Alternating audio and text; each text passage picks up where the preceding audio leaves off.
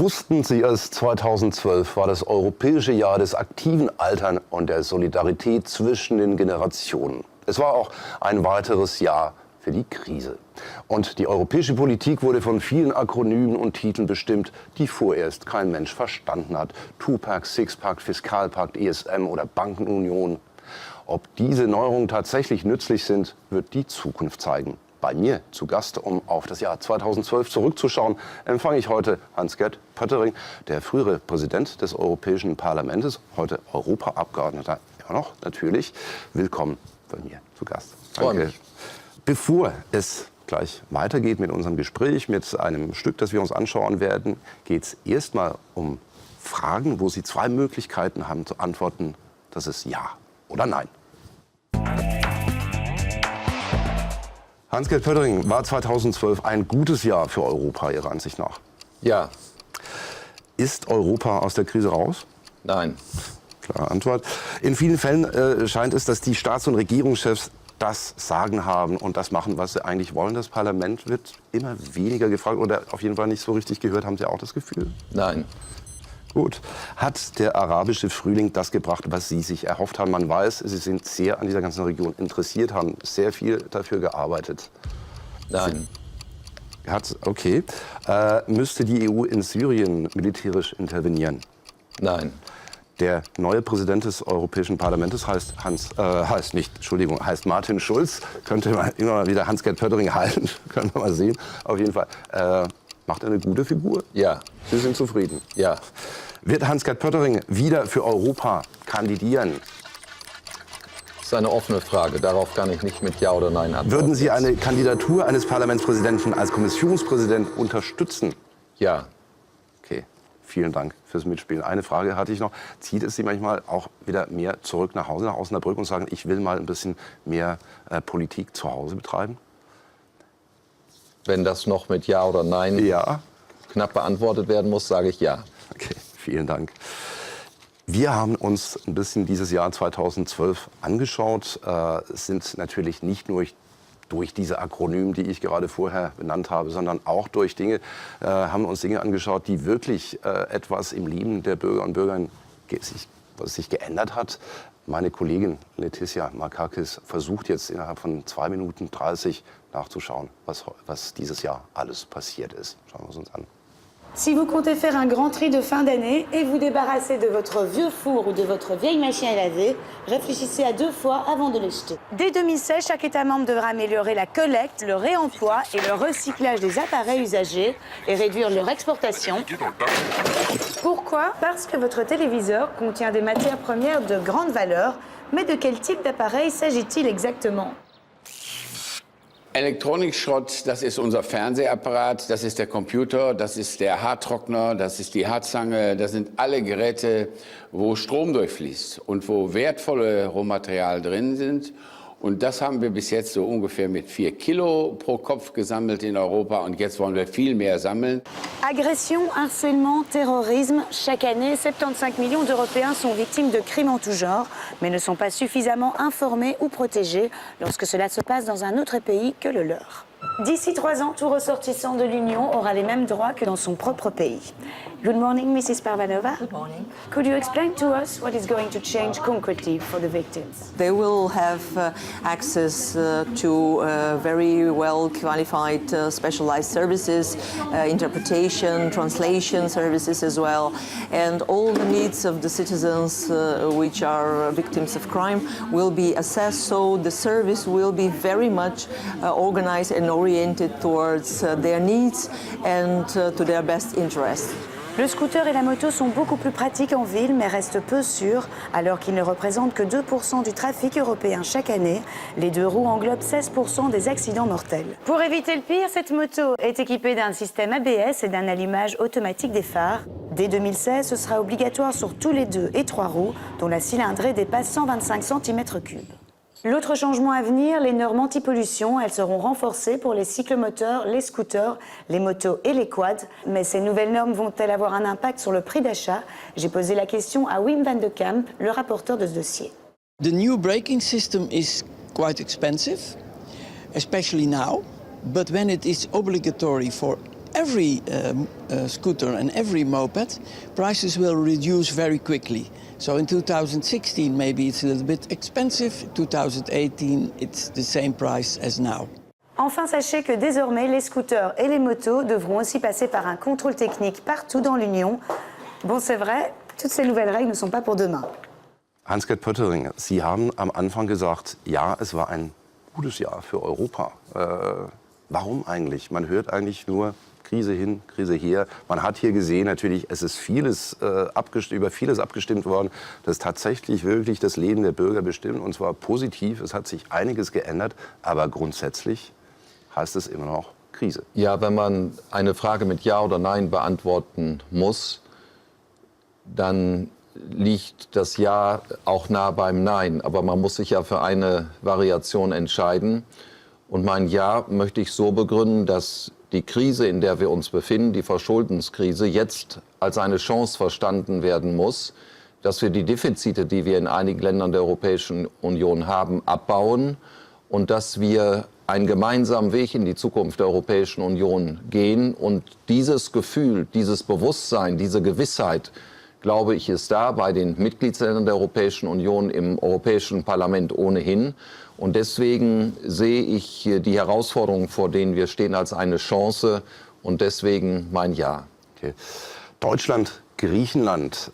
Sie werden noch nach Griechenland fliegen, dieses Jahr noch. Es geht wirklich um deutsch-griechische Beziehungen, auch die aufzubauen.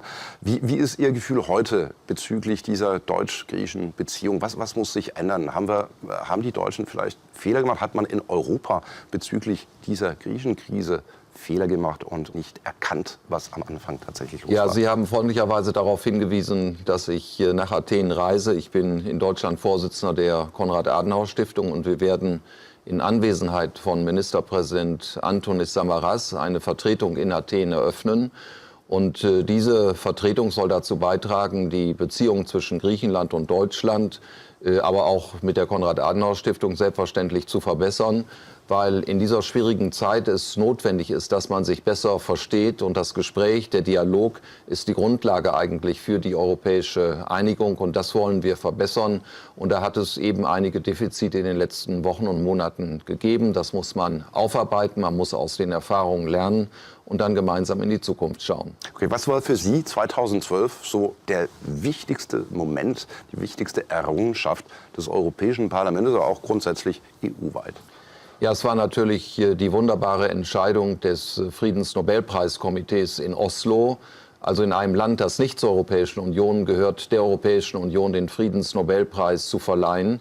Und die europäische Idee, die Einigung Europas, ist ja wirklich im Kern eine Friedensidee. Und ich finde es wunderbar, dass das Friedensnobelpreiskomitee sich so entschieden hat. Und es war eine wunderbare Erfahrung, da in Oslo dabei zu sein.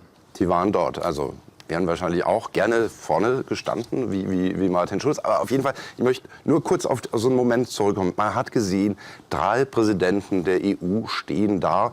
Das Ganze hatte doch ein bisschen es war ein bisschen schwerfällig. Jeder wusste nicht genau, darf ich reden, wer redet jetzt, wo steht der eine, wo steht der andere. Der eine steht da fürs Foto, der andere rechts.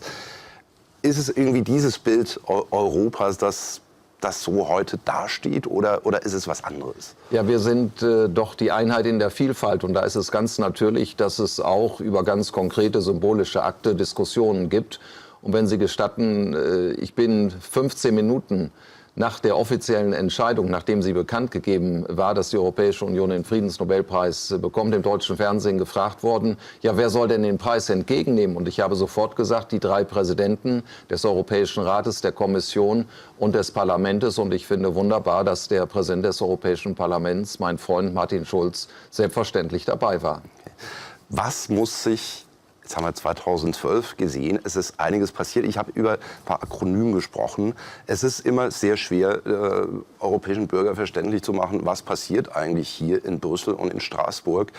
Was sollte sich eigentlich vereinfachen, damit dieses tatsächlich auch rüberkommt. Es ist tatsächlich so, Tupac, ESM etc. versteht kein Mensch. Wir versuchen zwar immer wieder zu erklären, was es ist, aber es versteht kein Mensch. Ja, das bedeutet ja nicht, dass man den Kopf in den Sand stecken sollte, sondern dass man die Dinge verbessert.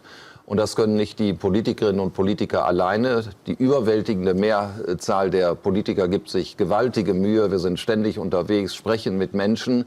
Aber wir müssen es transportieren durch die Medien. Und ich würde mir wünschen, dass unsere nationalen Medien der Europapolitik genauso viel Spielraum geben, genauso viel Beachtung, wie sie das für die nationale Ebene machen. Die europäische Einigung wird immer wichtiger und deswegen auch die Berichterstattung. Und das ist meine Bitte an die Medien, dass wir da noch ein wenig zulegen. Okay. Was erhoffen Sie sich jetzt tatsächlich für 2013? Was wäre das perfekte Jahr für Hans-Gert Pöttering? Ein Bewusstsein aller Europäerinnen und Europäer, dass wir eine europäische Familie sind, die, wenn man in Schwierigkeiten gerät, nicht auseinanderläuft, sondern dass man Bemühungen macht, dass man zusammen bleibt. Denn wir sind als Europäische Union eine Wertegemeinschaft und das zählt. Die Würde des Menschen, die Menschenrechte, die Demokratie, die Freiheit, die Rechtsordnung und der Frieden. Und das muss uns durch Solidarität verbinden. Hans-Gert Pöttering, vielen herzlichen Dank. Ich danke Ihnen vielmals. Das war es aus Brüssel. Wir sehen uns wieder im Jahr 2013. Es wird diesmal das Jahr der Bürgerinnen und Bürger. Gleich geht's weiter mit meinem Kollegen Christoph Garasch. Dieser Teil der Sendung wurde während der Dezember-Plenarsitzung in Straßburg aufgenommen. Bis bald und tschüss.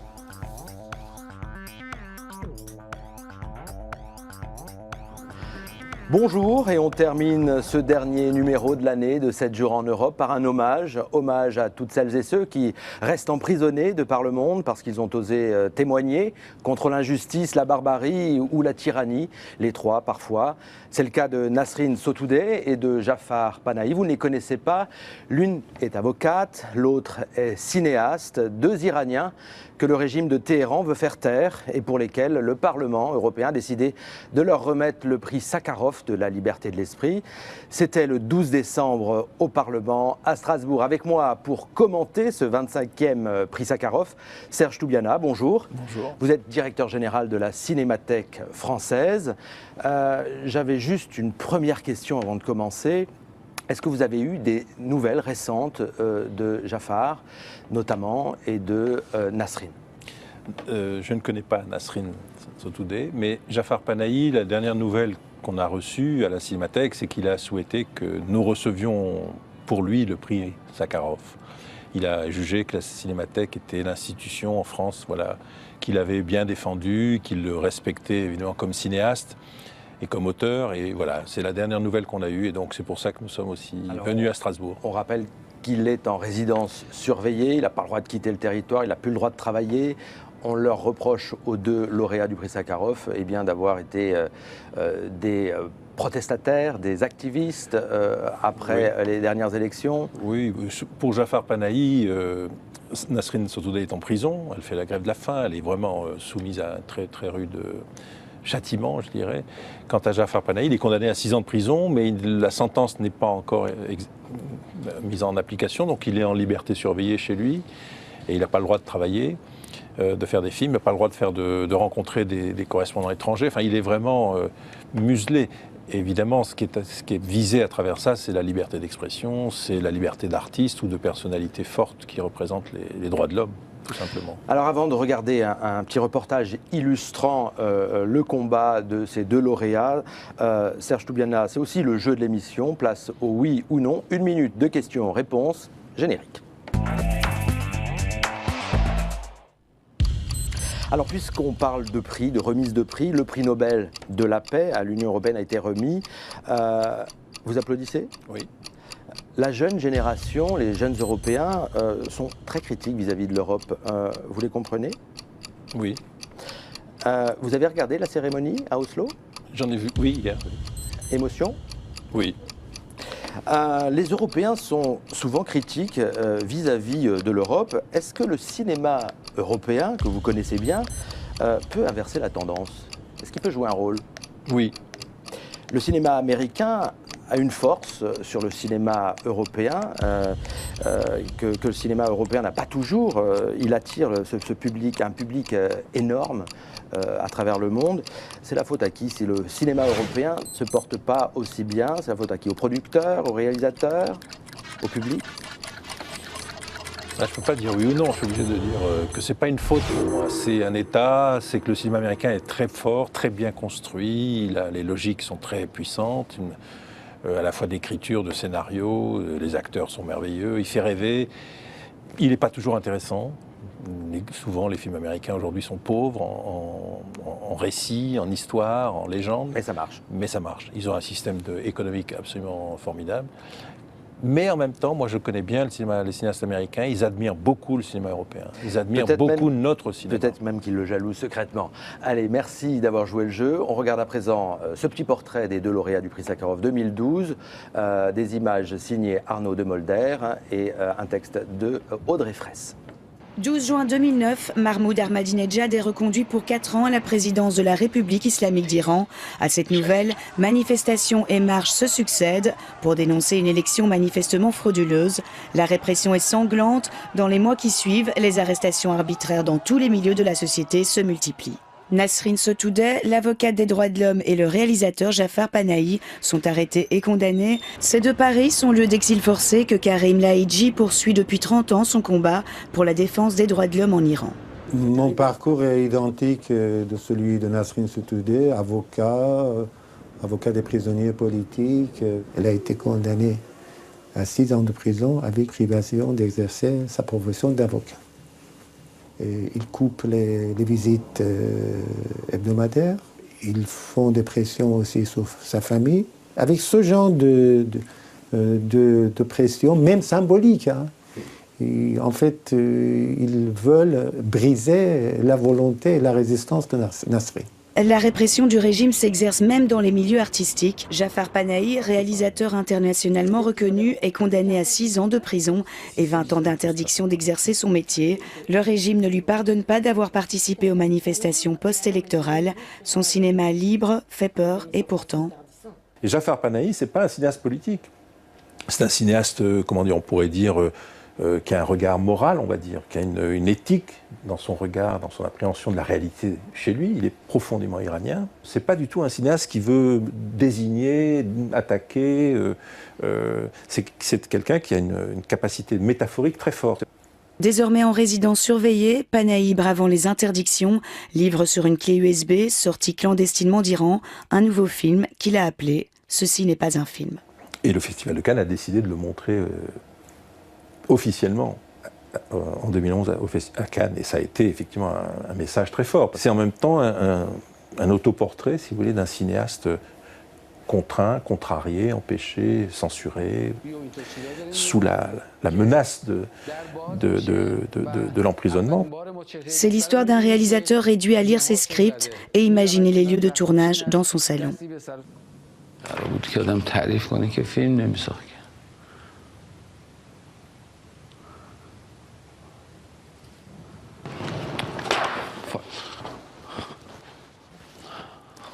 Alors, vous êtes toujours sur le plateau de Reparle TV. Mon dernier invité de l'année cette semaine, c'est Serge Toubiana. C'est le directeur de la Cinémathèque française. Et vous avez représenté un des 2 lauréats, le cinéaste iranien Panahi, pour recevoir ce prix.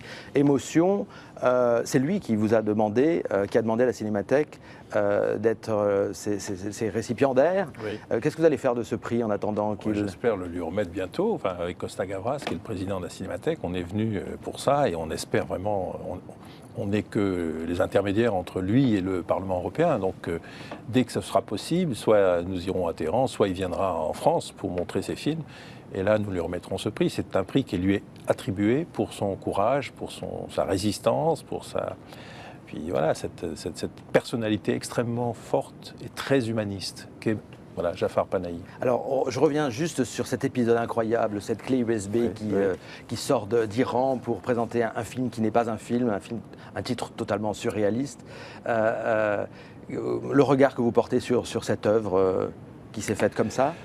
D'abord, c'est un film très fort, parce qu'on voit l'émotion de lui, Jafar Panahi, chez lui, qui ne peut pas sortir. Donc il fait dans son salon, il fait de la mise en scène, il dessine un plan comme on pourrait faire un storyboard, si vous voulez.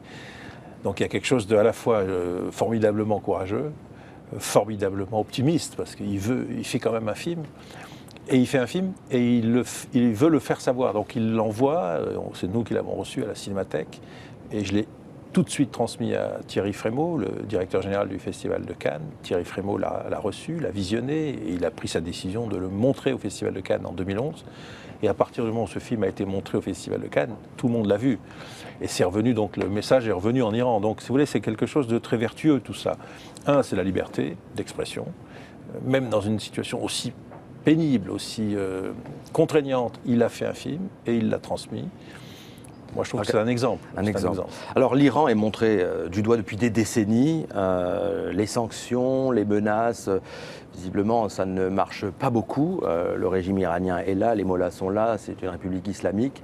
Il faut faire avec dans une région extrêmement sensible.